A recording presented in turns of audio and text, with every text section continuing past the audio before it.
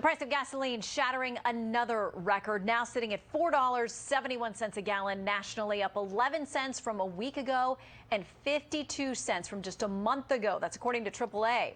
8 states now top $5 a gallon gas, with California leading the way at more than $6 a gallon. An analyst at Gas Buddy says $5 a gallon gas nationally is possible by mid-June.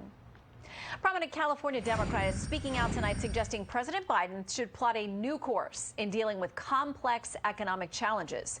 Representative Ro Khanna, writing in a New York Times op-ed, quote, "To meet the moment, Mr. Biden should convene an emergency task force empowered to lower prices and address shortages. We need an all-out mobilization, not just a few ad hoc initiatives reacting to headlines."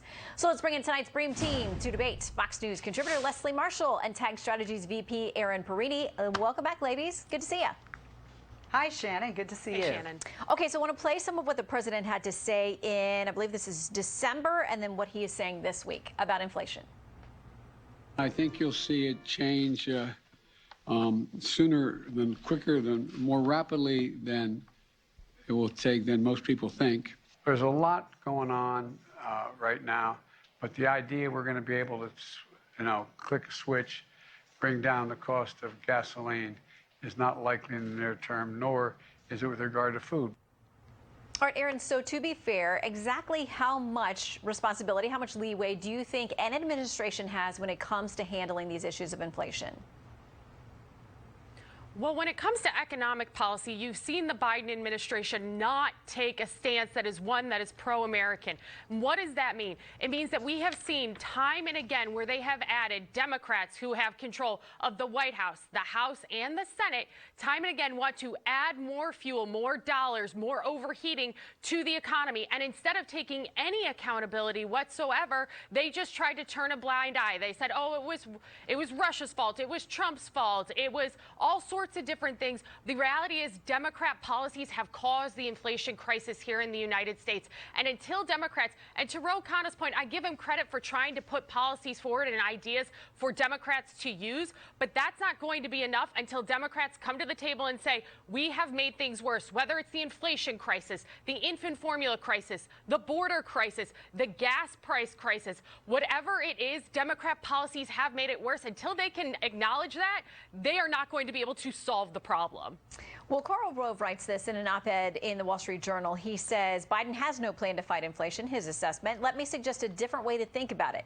You have a 35.5% approval rating on handling the economy in the Real Clear Politics average because A, things aren't all that good for many ordinary families. B, voters know that jobs and growth are returning largely because pandemic shutdowns are ending, not because of your actions. And C, it was your predecessor who ensured we had vaccines in record time. Leslie. Well, what Congressman Ro Khanna, who I'm friends with, and great piece, by the way, Ro, wrote about at the beginning of the article was that he did agree with the president and what the administration's put forth, but he thinks that it needs to be bolder and faster, and I would agree with him. Shannon, you touched upon the emergency task force. Let's look at something that was done with the dairy industry, and this was done by Reagan, it was done by Trump, it was done by Carter, and it was done by Obama. They had the Department of Agriculture go on the global market and buy up dairy products and then sell them at lesser prices to the American people. The same could be done now for other areas in our food chain that are higher priced. But, as a Democrat, I'm sorry. I just think it's disingenuous and factually inaccurate to blame everything on one political party, Democrat or Republican. I mean, we are here at this point. Inflation is a worldwide problem. Democrats don't control the world. And we have a bunch of issues. I mean, we have the pandemic and we have the invasion of Ukraine by Vladimir Putin and Russia. It's not just about one political party. And just like the president said, and even Congressman Khanna alludes to, there's not going to be a one-size-fits-all to fix all. This is a multifaceted problem. It's going to take a multifaceted approach to fix it. Here's our Peter Doocy having some back and forth over the White House with White House Press Secretary Karine Jean-Pierre about inflation and how to solve it. Just that I understand, the Treasury Secretary says that she was wrong, but the White House was not wrong about inflation. Here's the thing. We have achieved a historic recovery through an extraordinarily unprecedented economic moment. The president has consistently noted that the primary drivers of inflation are the pandemic and Putin's invasion of Ukraine. So, Aaron, there it is. They say they're actually getting some good things done. There are some good economic indicators within the economic data that we're getting, and that essentially the White House and the president feels he's not getting enough credit for that.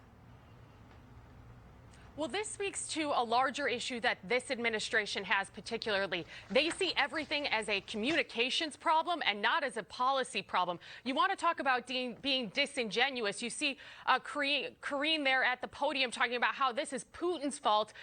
No, this is Democrats' fault. And when Democrats control all the branches, they've got the House, the White House, and the Senate, you better believe that when voters show up in November, they are going to remember, oh, it cost me $5 to get a gallon of milk. Oh, it cost me $6, $7, $8 to get a gallon of gasoline. That is because of Democrat policies, and voters will remember that. And if you're a Democrat sitting in a D+5, +10 district, something that should be considered mildly safe or easy for Democrats to win, it will be a seat that Republicans can pick up in this midterm cycle because Democrats are not willing to face the realities that their policies have failed the American people and fueled economic disaster in the United States. Leslie, do you think it's important for the president to sit down and do another one-on-one interview to do so? If he's worried about messaging and not getting enough credit for this, and there are critics out there saying he's off to the beach this weekend. Presidents can work anywhere, but would it help him to sit down and do more press individually? You know, I'm really not sure. I mean, you know, Shannon, in our business, if it bleeds, it leads. And I say our business being the media. And what the American people, you know, they're not looking at, look how many jobs were gained. They're not looking at, you know, wages have gone up. What do they see? They see gas prices keep going up. They see inflation. They see recession on the horizon. So what do they see? They see and hear and feel impending doom. And that doesn't necessarily mean you're a Republican. It can certainly mean you're a Democrat as well. It means you're a person and fear. Fear is an incredible motivator to get people out. Democrats and Republicans both have done it successfully in the years that I've been on this planet to win elections. It rarely backfires. But, you know, when you look at, you got to look at the facts. And the facts are, when it comes to inflation specifically, you know, no one person or one country was in charge of this with what the world has faced. And that's an economic fact. Yeah, and what people, though, feel, as we know, and you said it drives them to the polls, it's usually unrest and unhappiness. And right now there is a lot of that showing up in the polls when it comes to how people feel their own individual economic situation is playing out. We'll see. Many months to go still. Leslie and Aaron, thank you. Thank you, Thanks, Shannon.